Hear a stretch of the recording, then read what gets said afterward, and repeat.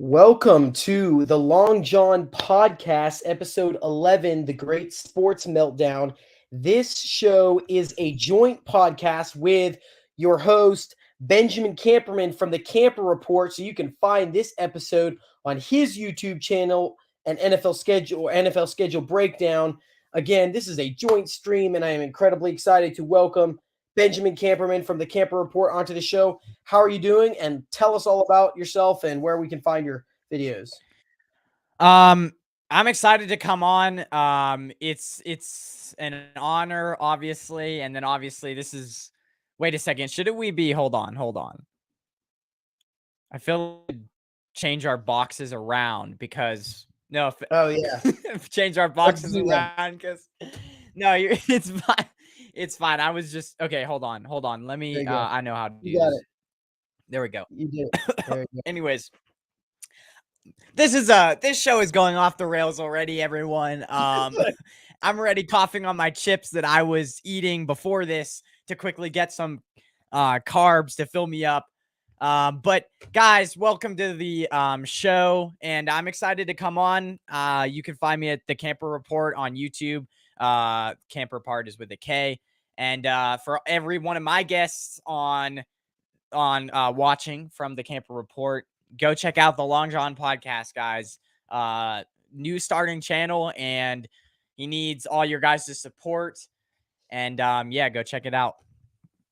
Thank you. I appreciate it. It's an honor having you on the show again as we dive into a evening of a lot of fun and a lot of discussion over, we sort of had this little bit of a lull period in the sports while teams were battling away in the playoffs in the NBA. And then, of course, in the NFL, there wasn't a whole lot to talk about. And now all of a sudden there's a lot to talk about as we dive into topic number one, which is an NBA playoff reaction. So, here, let's see if it pops up on screen.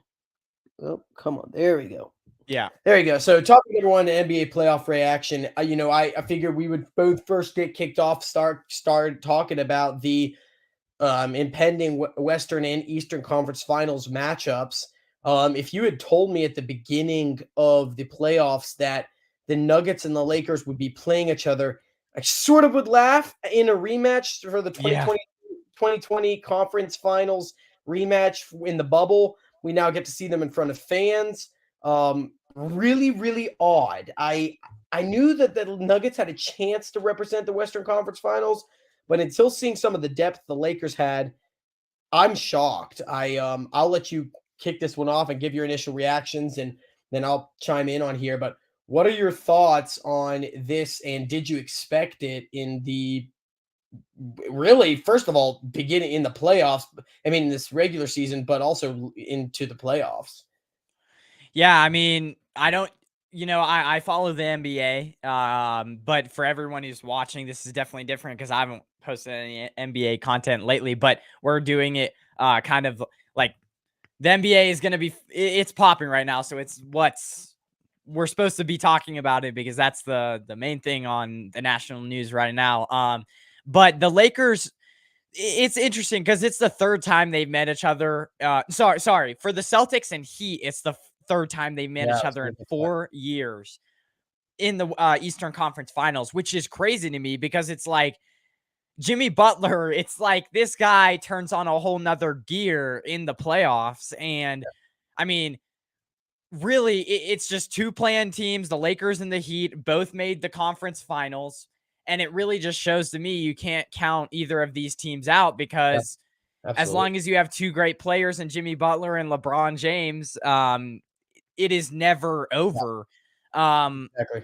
I just think that the big thing with the Nuggets and the Lakers, the matchup, the key is Nikola Jokic and Anthony Davis. The thing that when the Lakers beat the Nuggets back in the bubble year, they had Dwight Howard versus Nikola Jokic. And Dwight Howard, he has length, he's very athletic, and he gave Nikola Jokic fits. It kind of allowed Anthony Davis to, it opened up Anthony Davis to do what he wanted at power forward, and it allowed the Lakers, and it kind of let Anthony Davis save his energy for later on in the series. My concern with the Lakers is they don't really have another big man except that is really good, except from Anthony Davis. And so now he's going to have to be guarding Nikola Jokic on offense and still put up 20 to 25 points per night. Hats off to him because he's been doing that. And so now he's going to have more of a defensive role than he did in 2020. Which, I mean, that's a key, but I could see later on in the series him starting to wear down a little bit. I mean, you're playing 40 plus minutes every night, and now you're going to have to guard one of the best offensive players in the league. And I think that's a good observation. I will say the one thing that I think that is really going to play into the Lakers' cards right now is Jokic has scored 53 points and they've still lost. And this has happened. He has scored an absurd amount of points for a center in more than one game during these playoffs, and they've still lost. I would say the interesting part about both of these teams is they've both defeated finalist favorites in the Phoenix Suns and the Golden State Warriors.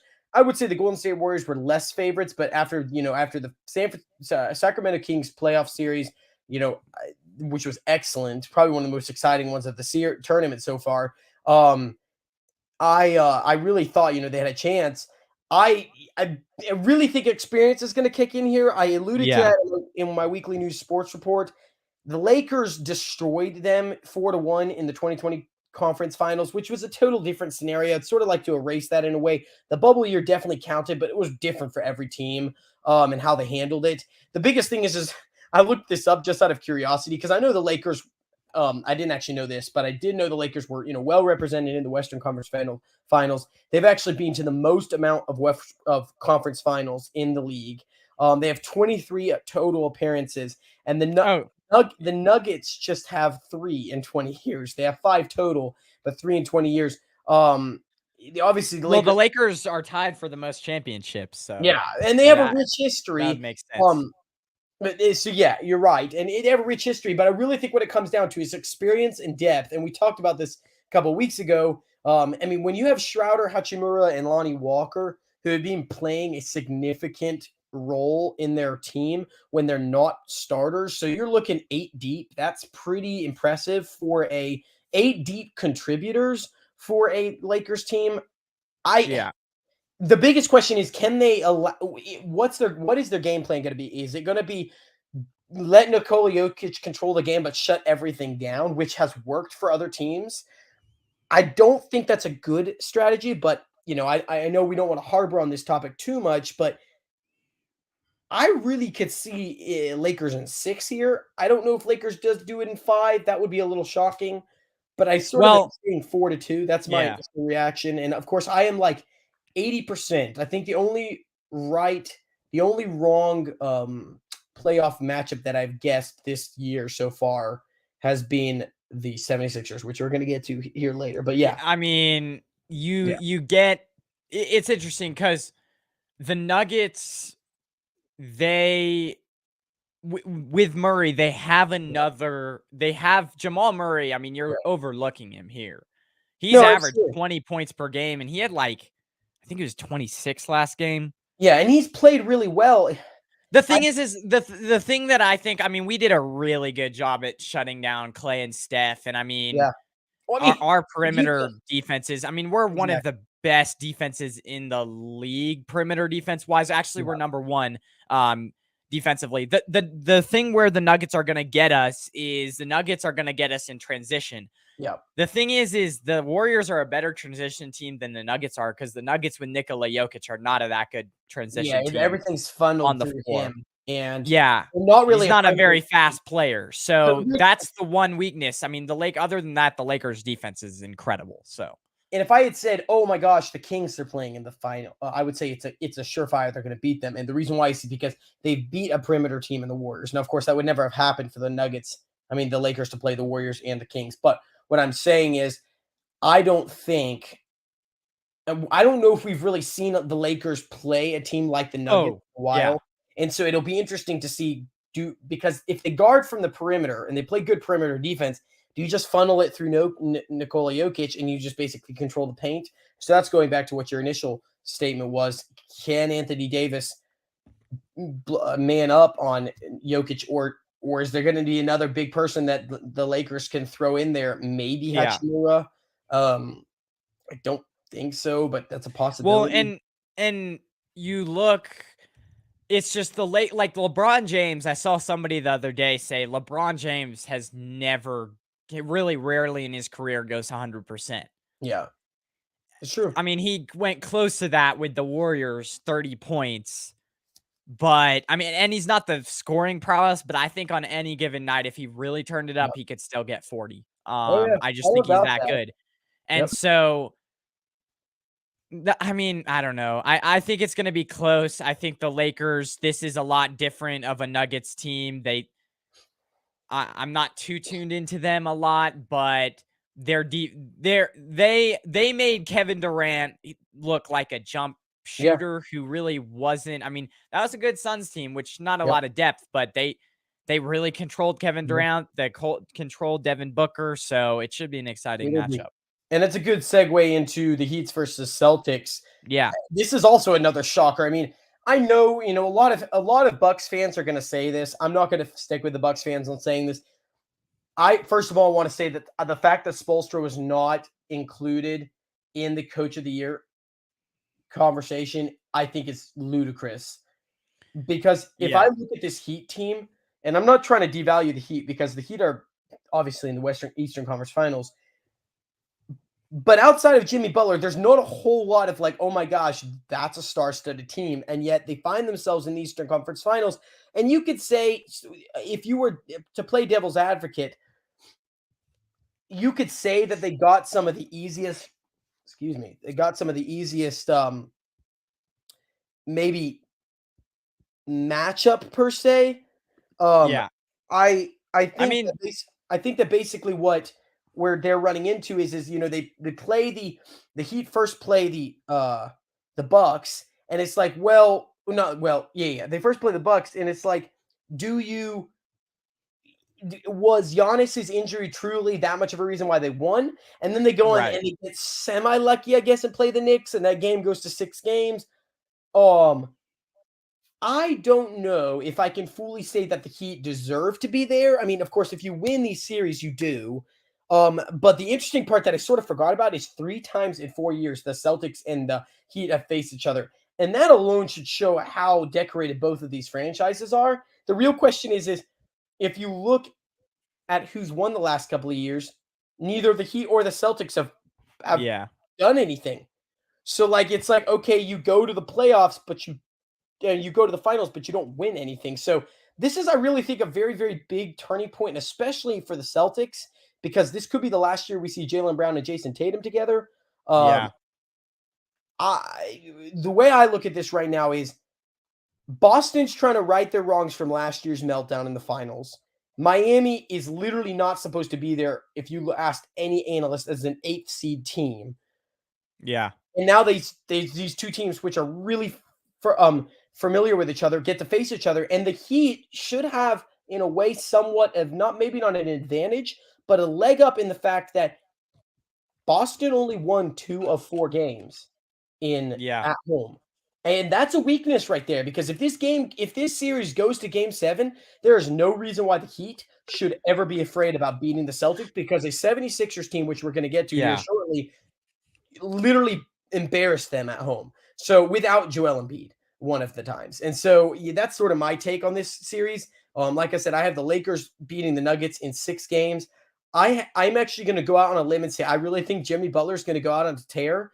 I think this defense is going to be able to give and I know it's a shocker because they're underdogs, but I think I'm saying Heat Celtics in 7. I don't think this game goes to 6. I think it's going to be a very, very tight game.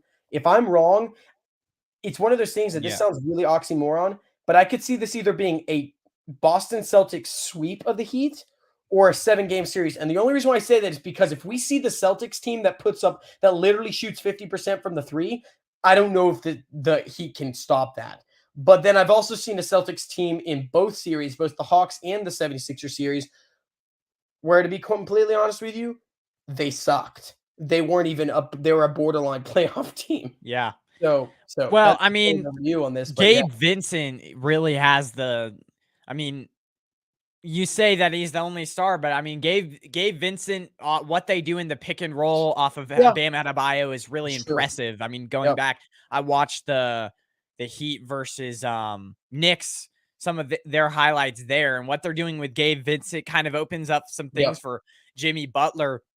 And if And Gabe Vincent kind of keeps running the floor, then whenever Jimmy Butler comes out, you can kind of rely on him to run things from that end. And then you have Bam Adebayo averaging about 20 points in this playoffs. yeah, And he's playing I'm good. just not like, it's a mystery to me how they were an 8 seed, which they don't have Yeah, a lot of depth and they're going to have to make some type of moves, but you're also forgetting about Kyle Lowry, who it's true. is And older, but I don't know. He's still not a solid player there, but it's just like the Celtics, if they're gonna rely on Jason Tatum to bail them out with 50-point games all the time, there's yep, no way that's gonna happen. And my concern is like Bam Adebayo, Robert Williams, the big key matchup. I think it's Robert Williams, is that their center's name, versus Bam Adebayo. yep. That's going to be a very That good.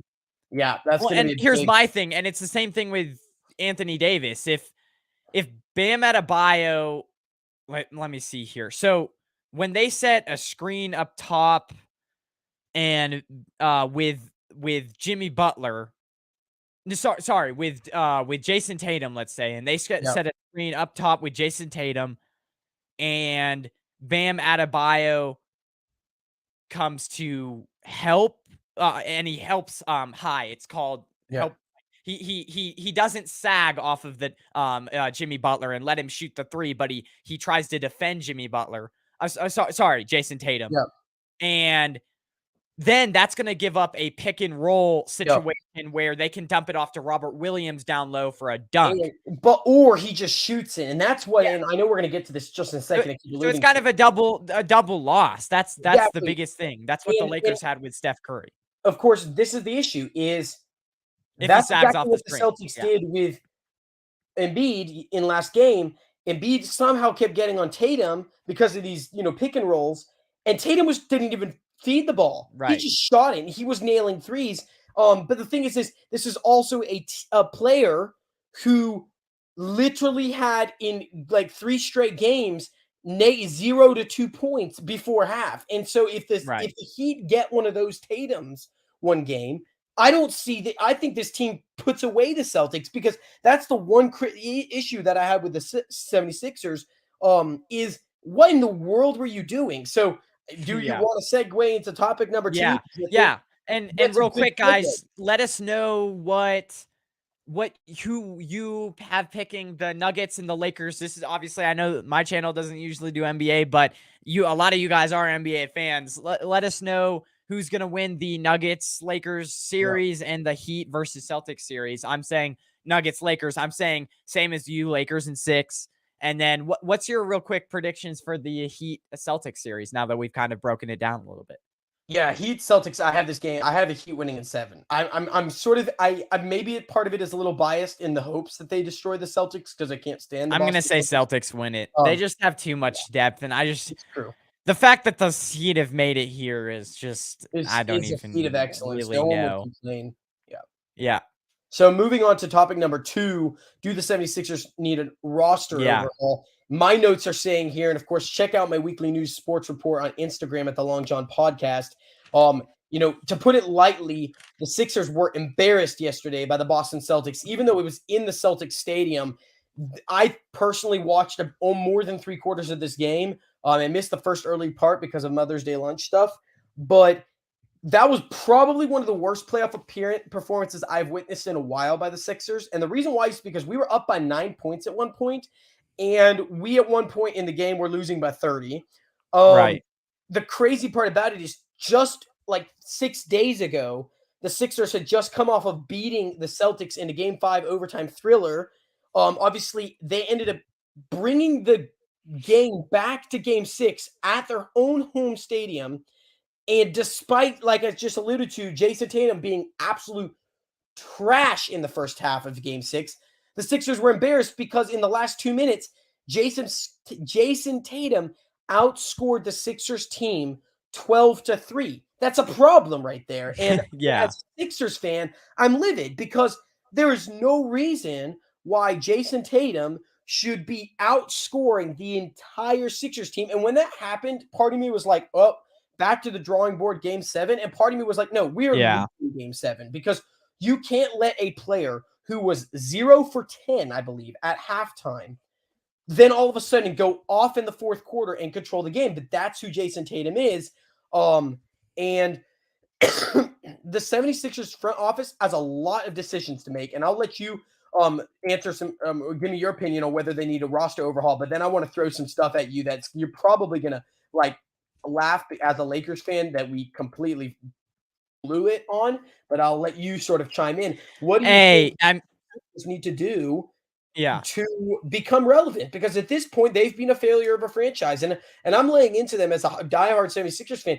Their changes need to be made because they're at a tipping point right now where they're either wasting Embiid's career or they need to go in a different direction than Embiid. And dare I say that they should do that? I'm not alluding to that. I'm saying they've got to make changes because if they want to be relevant, they have not made an Eastern Conference Finals in over 22 years. That's a problem. So, yep. I would say, they can't really trade Harden again. And that the thing with him is it's like, well, and also, I mean, his contract is fully guaranteed. Yeah. His cap hit is 33 million guaranteed out of, I think this year it was 33 million. It's like avoidable. I don't know if it's avoidable contract. I think you void it and get it off the books personally. I don't here's the thing with James Harden. He's not a good defender. He's a negative defender. Yeah, his scoring isn't all that good. And yes, he's good at assists, but Tyrese Maxey there, I mean, I don't know. Yeah, I think it's just this is more something that for you. Here's the thing. I know, I don't think you say blow it up with Joel Embiid. No.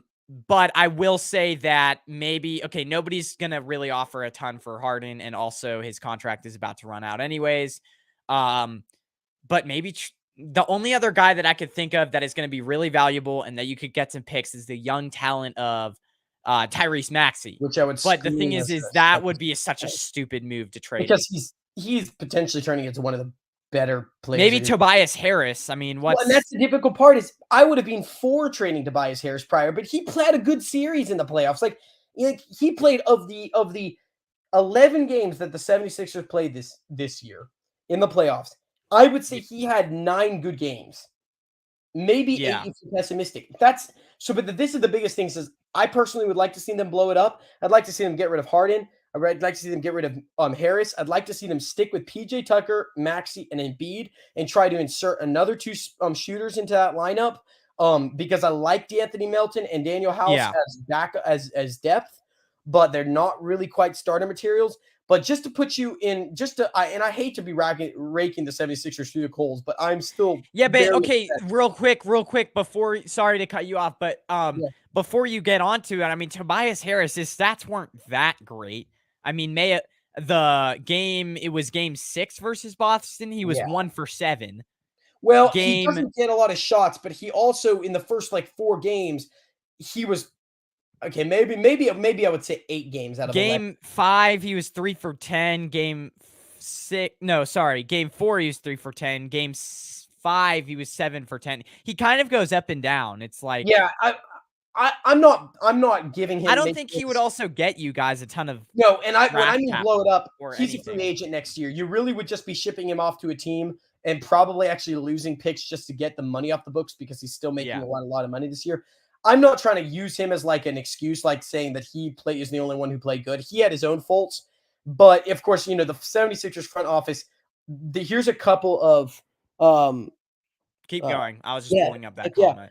Here's a couple of just failures that the front office has made. Of course, they decided to trade. They decided to send Jimmy Butler to the Miami. They then went ahead and gave Harris a max extension, which is ridiculous.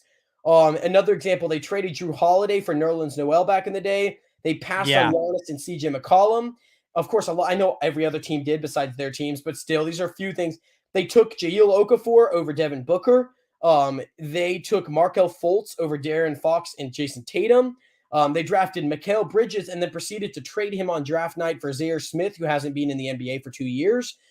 These are the issues. Like, I know it's different front office. I know there's been different general managers. But what I'm saying is, like, the 76ers over the last decade, if you were to take them and put it in a highlight, they would be marred by a team of failures. And it's painful to say this as the 76ers fan, but they've not done anything to give me confidence that this is going to change. So now the question is, do you fire Doc Rivers or do you give him a chance to redeem himself? What key pieces do you think that the 76ers need to bring in to surround Embiid and presumably Maxey? And then finally, do you handle the James Harden contract by extending him or do you let him walk? And those are three really big questions. And if they can't answer them soon, I don't know if the 76ers can even make it back to the playoffs next year, because if they lose Harden and Tobias Harris and they do a poor job of surrounding Embiid, I mean, is this team a playoff caliber team? Probably playoff caliber, but I doubt it's anything more than that. So. I would fire Doc Rivers. No offense, but I mean, he's the one who brought in James Harden. He's been there. I mean, you saw what happened to Monty Williams on the Sun a few days. You saw that, right? He got fired. The Suns coach got fired, which I don't know. I mean, I don't know if I don't really know if I would have done that. He's been a pretty good coach for the Suns lately, but I mean, but look at the NBA. I mean, Doc Rivers hasn't made it to a finals like Monty Williams has been, so I would fire him. Greg, is it Burkhalter, or I can't think of his name, the Bucks coach. Budenholzer. He gets fired like less than 3 years after winning the finals. Like, this is the NBA is ruthless, and I'm sorry, I said this to someone, and I almost got sick saying this. But I'm at this point right now as a 76ers fan, and I know this sounds desperate. I'm not trying to fall apart, but I'm at this point as a 76ers fan where I honestly think Brett Brown was a better coach than Doc Rivers. And I can't believe I'm saying this, but yeah, Brett Brown made me want to pull my hair out too, and I didn't like him. Damn, shit, that's crazy, bro. Nobody would actually say that. Are going to come after me. But what I'm telling you right now, what has Brett Brown done? I mean, what has Doc Rivers done that Brett Brown didn't? None of them have made it to the Eastern Conference Finals. None of them have been able to win I know that's oxymoron because I just said this, but none of them won a second round of the playoffs. Okay, and so Doc Rivers now, I mean, I just that's my frustration on that. So I would say, we can end this topic off, and I can fully say that very disappointed as a 76ers fan. I would like to see them blow it up in a way, but they also can make this work if they make the right moves this year. And I really think they can go on another run next year. They just have to make sure they've got to figure out the Harden situation and whether to keep Doc Rivers. Yeah, I mean, I don't know who. We'll see as the season ends. We'll see who they start to look, because I think really you guys need to trade for somebody. I don't think it goes through the draft. I don't know. I don't think you guys get a guy through the draft.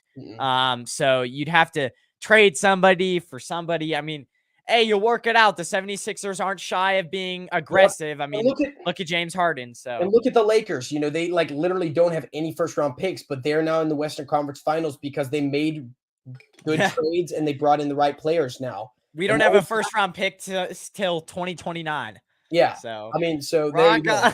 Yeah. Well, but I mean, here's the deal. If they go out and they win the championship, no one looks at that team and goes, "Oh my God, you don't have a first round pick for another 6 years." Like, that's the NBA for you. Like, if all of this takes, and it's the same thing with the NFL, if you push all your chips into one basket and it works like it did for the Los Angeles Rams, not a lot of Rams fans are complaining. But yeah. Moving on, switching subjects to really the crux of this show. Excited to hear your thoughts on topic number 3, the NFL season schedule matchups. And I'll let you kick this off. What are some matchups that you're excited to see and why? Yeah, I mean, the ones I'm kind of confused about is like, well, okay, let's get to some of the exciting ones. Week 4, Jets, Patrick Mahomes versus Aaron Rodgers. That's going to be Wonderful. an incredible, and I can get why they scheduled it earlier, because that game is going to be, you don't want either quarterback to, hold on, I have something in my throat.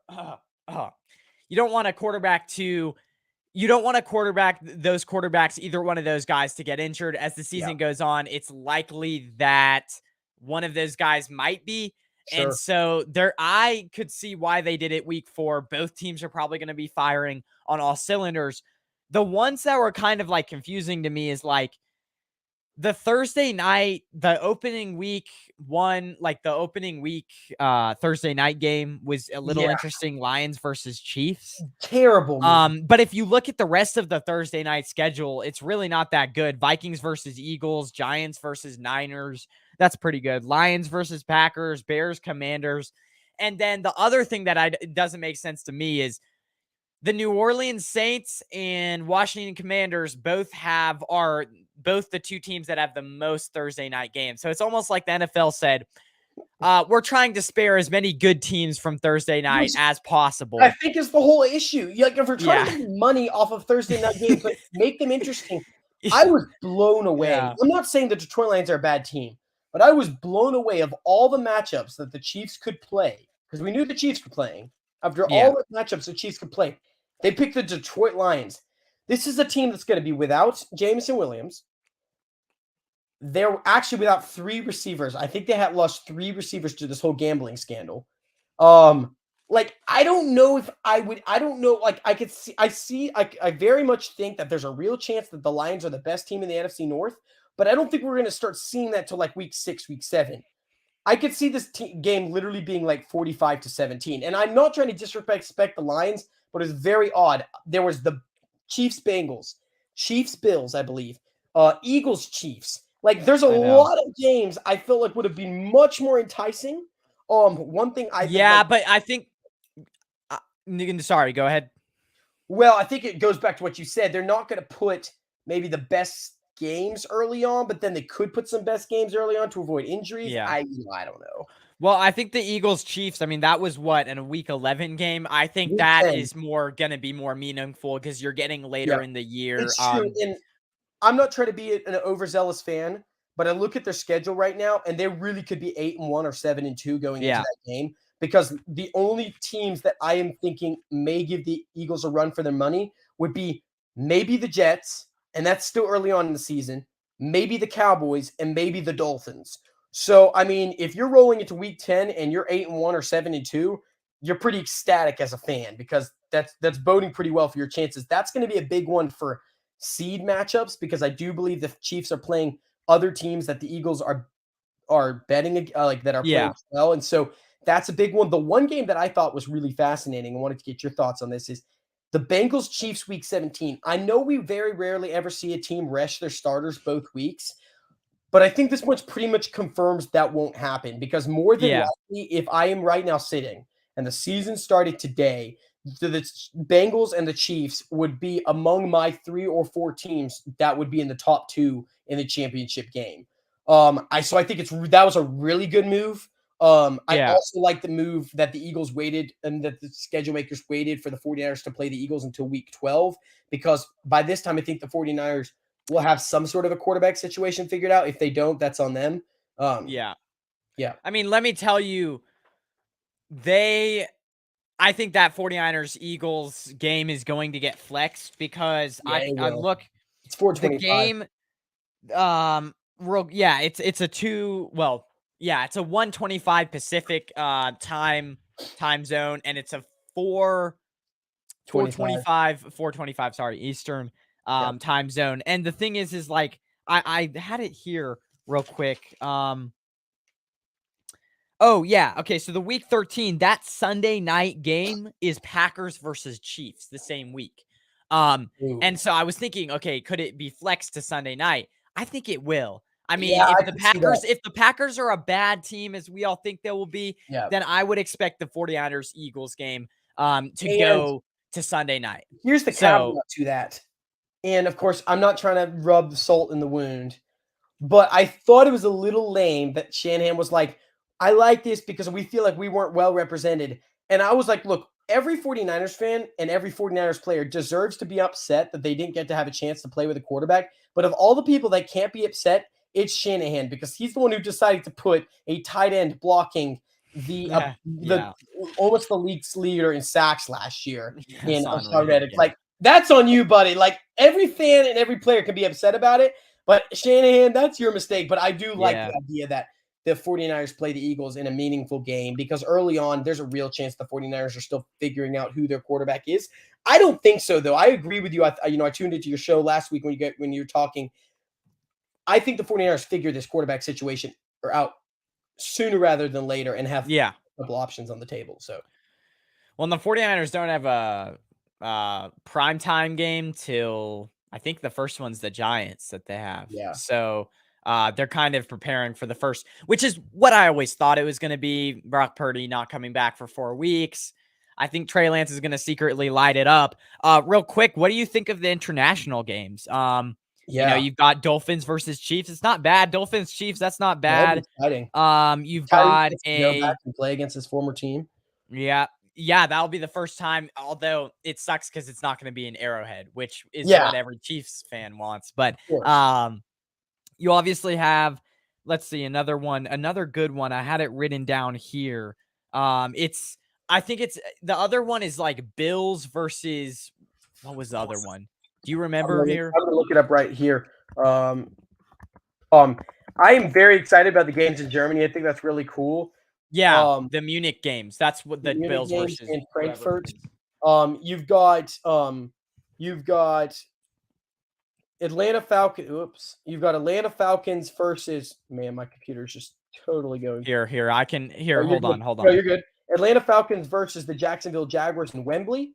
You've got the Jacksonville Jaguars the next week versus the Bills, which is good. That'll be a cool game, and I think that'll actually have some playoff implications. Yeah. Jaguars versus Bills. That's the Ravens, Tennessee in Tottenham, Hotspur Stadium. Miami versus Kansas City in Frankfurt, Germany, which is going to be really, really cool. And then the Colts versus the Patriots, which will be, I mean, that's a rivalry there. That'll be an interesting game. That's the last game of this year. I think there's really only 2 that stand out there. I really like the Jaguars, Chiefs, and Jags Bills. Sorry, go ahead. But it's cool that I think the Jags could actually pose a better chance to beat the Bills because they're actually staying in the UK for over 2 weeks, and so that jet lag should have faded. And because they're not coming home, they're playing 2 straight games in England. And so in London, they're playing 2 straight games in London. So yeah, that's pretty cool. I thought that was a little unique. I've not seen that before. So yeah, cool stuff. Do you have any other games? It is. Yeah, I mean, real quick, Thanksgiving. I mean, finally a good Thanksgiving Niners versus Seahawks there. I mean, this Thanksgiving games aren't bad. I think it's Lions, Cowboys. That won't be a bad game. So I'm looking forward to that one though, because sitting down, and you get a Niners Seahawks rivalry on Thanksgiving. That's exciting. Real quick though, the most primetime games, Jets, the 2 teams that are getting the most hype, Lions and the Jets. I think with the Lions, there's a lot of pressure coming into this next year. There it kind of reminds me. I said it on Out of Pocket Sports. It reminds me of the Browns in 2019. Let's hope that a team that didn't even make the playoffs, but everyone likes them a lot. They have that swagger about them. But Jets, Chiefs, Bills, Cowboys, and Chargers have the most prime time for now. Yeah, that's sort of expected when it comes to the Cowboys and the Chiefs. But the Detroit, I didn't realize how good this Thanksgiving slate is. So you've got 12:30 p.m. Green Bay versus Detroit. Then you've got Washington versus Dallas at 4:30. And then you got San Francisco versus Seattle. So they went 3 really, really tough rivals. I like that a lot. That's actually a really good slate of games. I'm going to be watching that. That's going to be quite a bit of football that day. That will be a lot of fun. But transitioning into topic number 4, This one is an interesting one. This sort of came out of the blue. Topic number 4 is reactions to the Zadarius Smith trade. When he got traded, I was like, wait, was he ever on the trading block? And I think there were some rumors, his contract and all that stuff. What they gave up for him was like next to nothing, like you had said when we were talking earlier. Yeah. In Do the you want me week. to? Do you want me to say it? Yeah, kick it off, dude. If I remember it off of the top of my head, it was the Browns get Zadarius Smith, 2025 6th round pick and a 2026 7th round pick, and the Vikings get a 2024 5th round pick and a 2025 5th round pick. Yeah. So Zadarius Smith, obviously 10 sack guy. Okay, I can look up his exact numbers when you're talking. I probably will look that up. Well, like how good here. he was. He's Yeah. definitely kind of fallen a little bit. He had some 13 sack years or 15 sack years with the Packers, but still a great edge rusher. Nevertheless,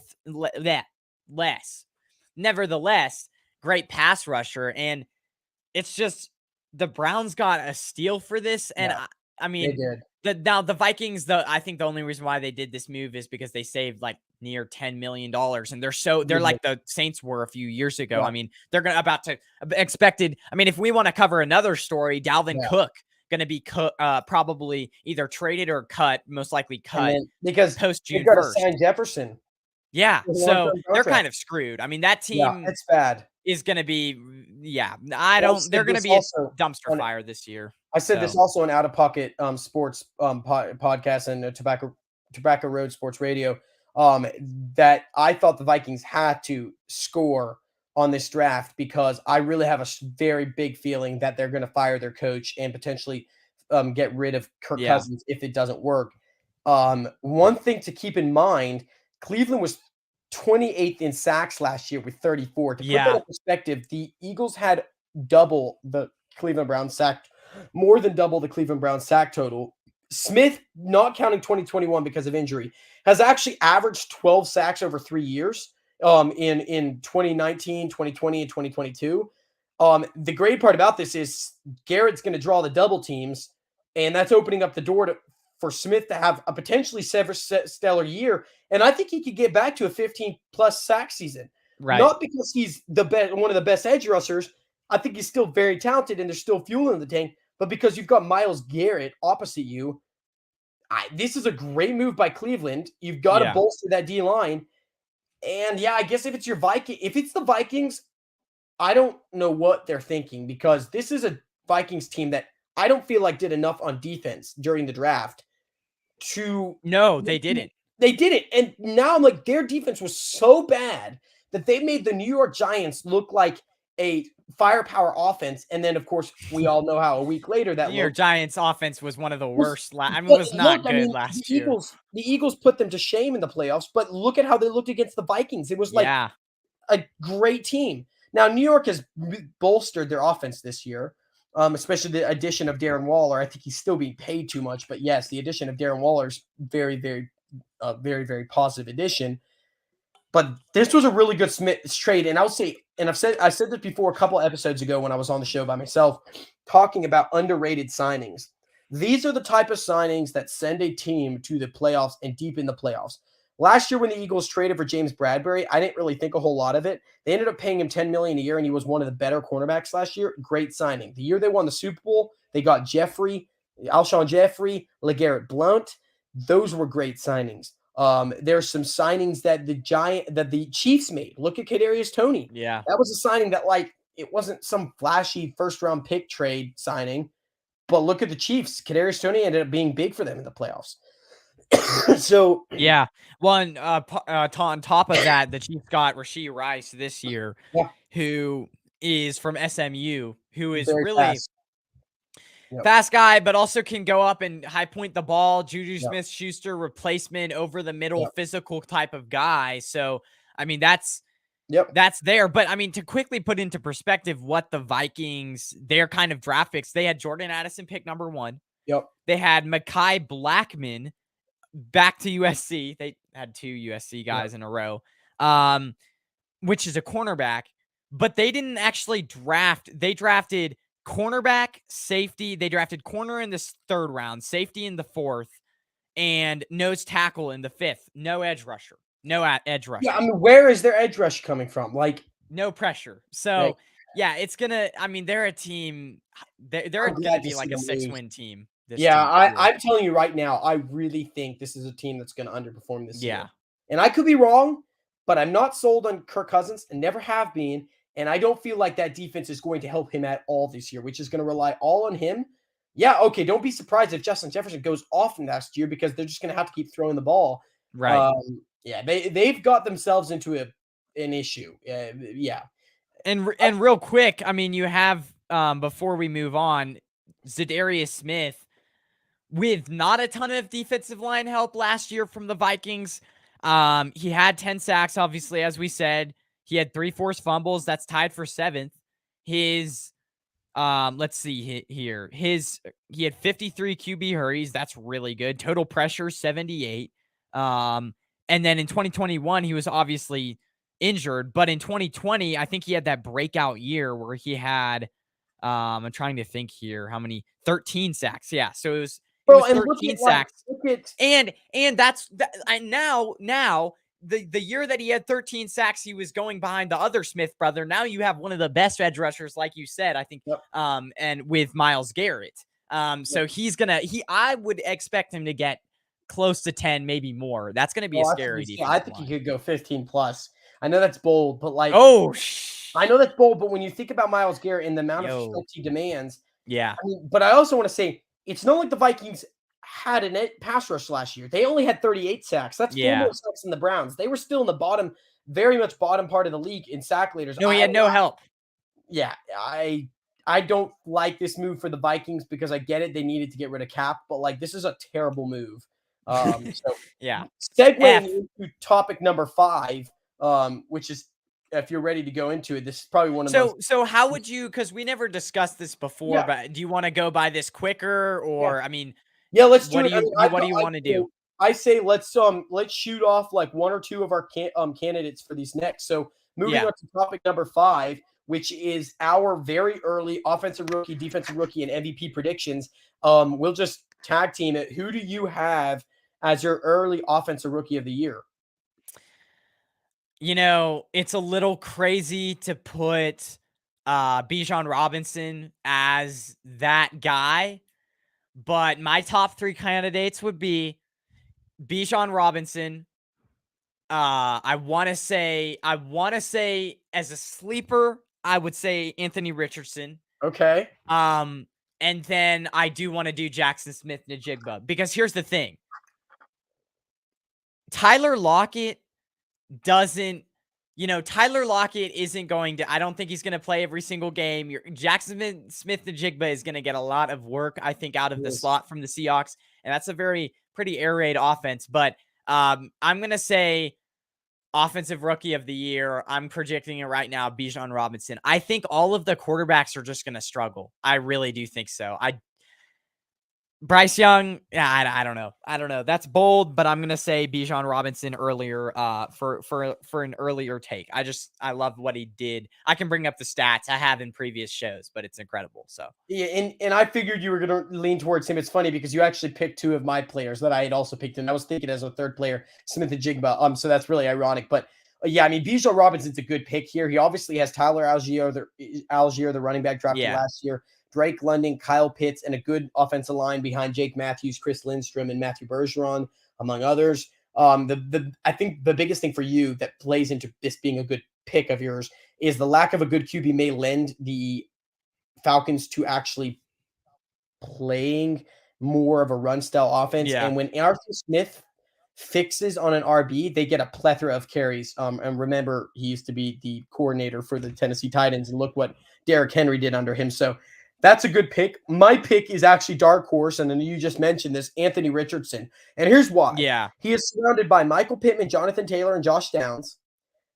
Josh Downs is a speedy receiver. Michael Pittman's a big receiver over the middle. And then, of course, you've got Jonathan Taylor, who they can run as a bell cow, assuming he stays healthy. And last year was a little bit of an up-and-down year. He has Steichen as an offense coordinator. I still believe Shane Steichen is a big reason why Jalen Hurts was able to take a leap in year technically 2 as a starter.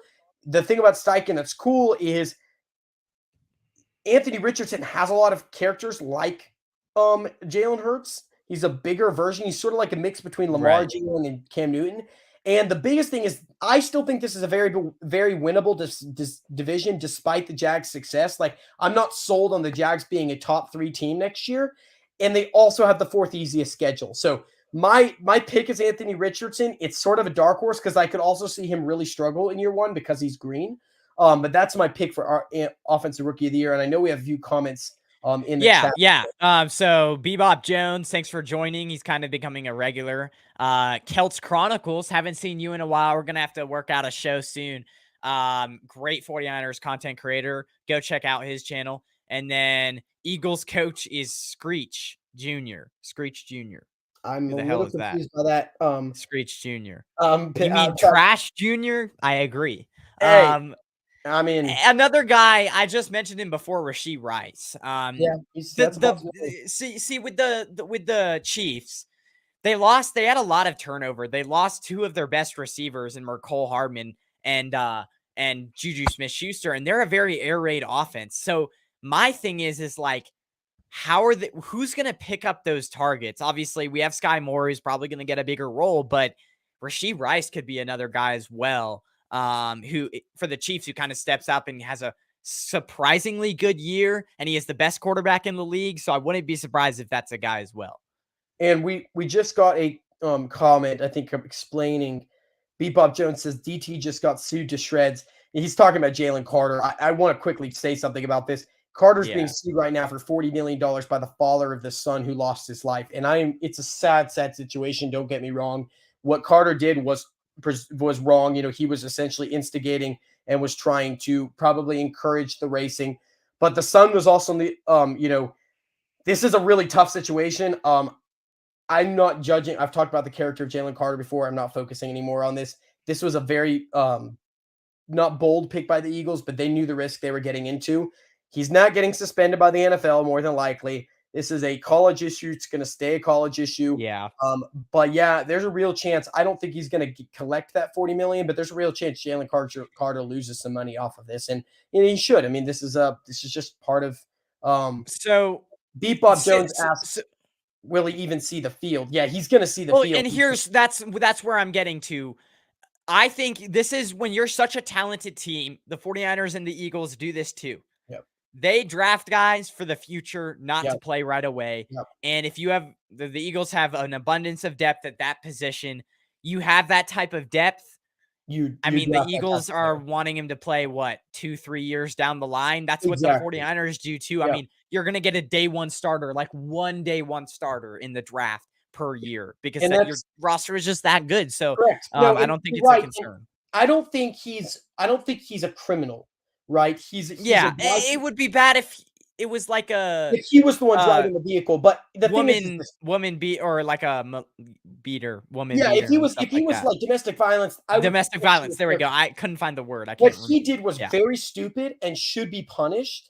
But there's a difference between racing in your car and instigating someone crashing, or doing drugs, or smoking out of a bomb, under the influence on drugs, and crashing the car yourself. Like what's his name? The guy from the Raiders, Henry Ruggs. Like Henry Ruggs. Like I'm not letting Jalen Carter off the hook because what he did was very wrong. But I think people were raking him through the coals for a mistake that he did. And I don't want to focus on that because that's not the point of the show. But I think we should move on to defensive rookie. I'll give you my 2 picks, and it's funny we just talked about this guy, but I'm going to start with Devin Witherspoon. I feel like this is somewhat of a love that pick horse because Tariq Woolen did win defensive player of the year last year, but Devin Witherspoon is playing with a group like Tariq Woolen, Jamal Adams, and they got better on the D line this year. Then the offense is getting better this year with Jackson Smith and Jigba, Tyler Lockett, Kenneth Walker, DK Metcalf. Like this Seahawks team is going to be really, really good. And I think Devin Witherspoon could end up being the recipient of we're going to throw to you because Tariq Woolen's a good quarterback too. My other pick is, of course, the guy we just talked about, Jalen Carter. And the reason why is because this is not defensive player of the year. This is defensive rookie of the year. You don't need 15 sacks as a defensive tackle to win defensive player of the year, but he's playing behind a great secondary with Darius Slay, James Bradbury, and Avonte Maddox. They do have some issues at linebacker, but I still think they're going to address that this offseason. He's playing behind an elite defensive lineman with Jordan Davis, Brandon Graham, Fletcher Cox, Josh Sweat, Hassan Reddick, and now Nolan Smith. You can also throw in Derek Barnett. Like, this is a very, very deep defensive line, and he's going to get a lot of playing time with Cox aging. So to answer your question or your statement, I don't think he's going to be a starter this year, but he's definitely going to get a lot of snaps. And if he doesn't get into, if the NFL doesn't punish him, which I don't think they will because it's an issue that occurred in college, but I could be wrong. I really think Jalen Carter is a potential shot, but my favorite here is Devin Witherspoon. So, there's a lot of interesting ones because I thought about Emmanuel Forbes as kind of like a sleeper that the Commanders did. This guy really has nothing. He played in the best conference, put up amazing numbers, 40% completion rate when targeted, Emmanuel Forbes from Mississippi State. He played in the SEC. He played teams like Georgia, Alabama, like really good teams, and still just was a baller. The only thing with him is he's 160 pounds. Yeah. But with Emmanuel Forbes, if you get him in the weight room, get him on a really good diet, get him with an NFL trainer, he's going to put on weight. And I just think that he's a guy that fell just because of his weight, and he's really the best corner in the NFL. So Emmanuel Forbes is kind of my sleeper. If I had to pick another guy, you think he's the best cornerback in the draft? That's bold. What? That's bold. You think he's the best cornerback in the draft? Well, okay. I also really like Witherspoon. I'm not saying I'm saying he is a top, like he was drafted. I really like where they put him there. Another guy, I'm going to say, I don't really like Will Anderson, but he was drafted so high, and he's going to get the production out of the Texans. Yeah, so he is. I'm going to say Will Anderson as my defensive player of the year. Okay, that's fair. MVP. Yeah. Let's quickly touch this real quick. Yeah. I'm going to say, I'm just trying to think. I mean, I have a feeling it's always somebody. There's going to be a dark horse earlier in the year. Patrick Mahomes would be like the homer pick, but like, I don't want to do that because why? You go first with this one. I want to hear your answer. So I have two players. Of course, one of them is going to be biased. It's Jalen Hurts. I'm going to be honest with you. From an offensive standpoint, they got better. The Eagles did not want to overpay on running back like the Vikings did with Dalvin Cook and a lot of other teams have. This offense got better with the additions of Rashad Penny at running back and DeAndre Swift after they lost Miles Jalen Hurts? Yeah. That's the homer pick. The O-line stayed the same for the most part, and the schedule is not easy. But the problem is the schedule is not easy. So here's my thing. That's not my pick. That's one of my people.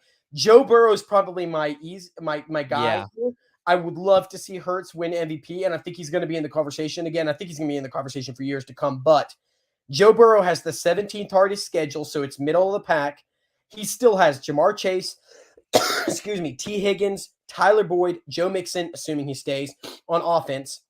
And they bolstered their O-line with the addition of the offensive tackle from the Chiefs. And then they went out and drafted Myles Murphy, the defensive end from Clemson, and DJ Turner, the cornerback, to strengthen their defense. I think the Bengals actually made the right moves. They did. Joe Burrow. So, okay, as an Eagles fan, I really think I would like to say Jalen Hurts, but I really think Joe Burrow's got to be up there this year. So here's the thing. Let's quickly do a sleeper. Trevor Lawrence. They got in the first round, they got the guy out of Oklahoma, the right tackle, kind of to replace the guy that they lost to the Chiefs, the right tackle that they Jawn Taylor, I think his name is. Yeah. That could be like an interesting and early running for sure. So I'm gonna say though mine is gonna be Patrick Mahomes again. Okay. I haven't had a ton of time to think about this, so these are very early predictions because there's still so much of the offseason that could happen between players getting injured, them bringing in new players. Remember, like James Bradbury wasn't signed for the Eagles last year until, maybe it was end of May. It was a while. And of course, CJ Gardner-Johnson, a big portion of their good defense last year, wasn't brought in until like August. So Hurts looked bad Hurts 2021 year looked bad though.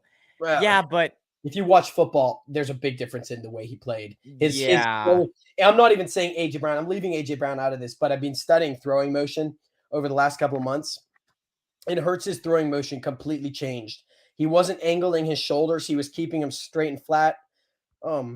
Yeah, he wasn't flinging the ball as much, is what you're trying to say. yeah, exactly. And I'm in the middle of having a coughing fit because I'm actually recovering from a cold, so I apologize, guys. Yeah. Well, and I mean, when you go to those, I mean, in the offseason, Trey Lance really is his form is looking better too. When you go to the offseason to one of those personal coaches is when you really learn your throwing motion. I want to see this. Hold on a second. We got to play this one here. They lucked out last year. Brock got hurt last year. Blame it on your coach for putting a tight end on a defensive end. I'm not. And we still didn't draft a right tackle. We got to go through all this. His comments. Bebop Jones. I'll die with that thought. Yeah, sure I mean, I will too. I still think even though it was our coach's fault, I think it would have been a close game. It would have been a fun. He's getting spicy in the comments. We got to address this. We are betting number 2 betting favorites to make the playoffs this year. I think they should be. I mean, the 49ers are a good team. Wait. Because I know that like the NFL thing put out their win rate thingy, and we were like 4th behind the Eagles, Chiefs. No, we were 3rd. No, fourth. You may say number 2 betting favorites in the NFC, maybe. But yeah, I don't know. No, there's nowhere we're behind the Eagles. So I do want to make a statement. Say we do not have the easiest schedule. Oh, hell no. Eagles had the easiest schedule last year. I do want to say this.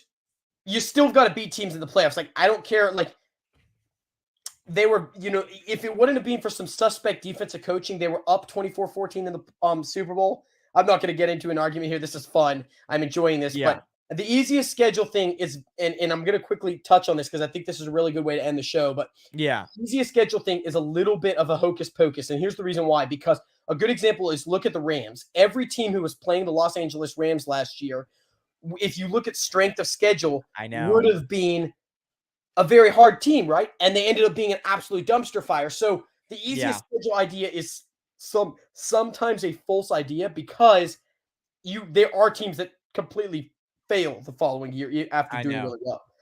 Well, it was the 49ers schedule too last year, one of the hardest schedules. I mean, we had like the Buccaneers, the Chargers, all these, and they turned out to be relatively easy. It's a projection. It was the easiest schedule. So we do not have an easy schedule because at one point in our schedule, we play 3 road games and we have four home games or something. It's so weird. The Eagles start the season playing 4 of the first 6 games on the road. That's also tough. Now they're not. Yeah, I think we don't have a home game till.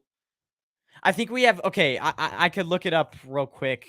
Yeah, as we tee off the show, I'll tell you. I'll first focus on my favorite or my matchup I'm most looking forward to for the Eagles. My matchup that I'm most looking forward to the Eagles this year is the 49ers Eagles game. I really like it. I like the ability to say, you know what, these are 2 of the best teams in the NFC. In fact, I would say right now these are the 2 best teams in the NFC. And I'm not disrespecting another team, but I just feel like they both are going to be back there. 49ers have a big question at QB to answer. The Eagles have a big question as the Super Bowl team. Can they go and be relevant? It's tough as a team that's been in the Super Bowl. But yeah, this is really, really fun. And that's the team I'm looking most forward to playing. What's your matchup you're looking most forward to this season for the 49ers? There's a lot of good ones, but real quick to Bebop's whatever. I mean, we have Bengals, Jags, Eagles, and then we have Ravens. That's the team that you can't sleep on. Cowboys, Giants. That's tough. These are tough games. So, I mean, nobody's super hard. But anyways, my top matchup, you said the Eagles 49ers, right? Yeah. I mean, I would say 49ers Bengals. That's a good last time they played, it went into overtime. That's a game that it's in the middle of the season. Out of all the hard teams, we're gonna have to win some of them, and that would be as a 49ers fan, that's gonna be one that would make me stoked. Win. That's also gonna be really exciting. This has been really or the 49ers Seahawks Thanksgiving game. You can't sleep over either. That's gonna be a frick ton of fun. Man. Yeah, that is gonna be a lot of fun. So Well, let's this has been see. fun having you on here. Yeah. Thanks for doing the joint stream with me, guys. Again, this is being episode 11, the Great Sports Meltdown. You can also find it on Benjamin Kamperman, the Kamper Reports episode, on his YouTube channel, the NFL Schedule Breakdown. Thanks everyone for tuning in. Thank you for commenting. This has been really, really fun. Bebop Jones says he's going to be there with his Della Sanders cheesesteak. Wow. Yeah, Della Sanders is off the charts. Cheesesteak period are off the charts. I am also planning on trying to make a trip up. I don't think I'm going to be there for the 49ers Eagles game, but yeah, this is going to be really fun. And like I said, guys, thanks for tuning in. You can find this show tomorrow live on Spotify and Apple Podcasts on the Long John Podcast. It'll also go straight live to YouTube on the Long John Pod. You can follow me on Instagram, Twitter, and YouTube at the Long John Podcast. Twitter is at the Long John Pod, and you can also find me on TikTok at the Long John Podcast. Benjamin, tell us where we can find you. The Kamper Report on YouTube, and then if you want to go follow me on Twitter, it should be in the description at Kamper1 Report. But also just type in Benjamin Kamperman on your search bar, and you should come up with it, guys. This has been a lot of fun. I mean, we talked everything: NBA, excuse me, NBA, NFL. So if you're an NFL fan, we have that. If you're an NBA fan, we have that. If you're both, we have everything. We had everything. So, yeah, thanks for tuning in, everyone. I'll be posting these. I'll be making chapters after this show ends, and then I'll be posting the clips throughout the week. So stay tuned. Thanks, guys. Have a great day.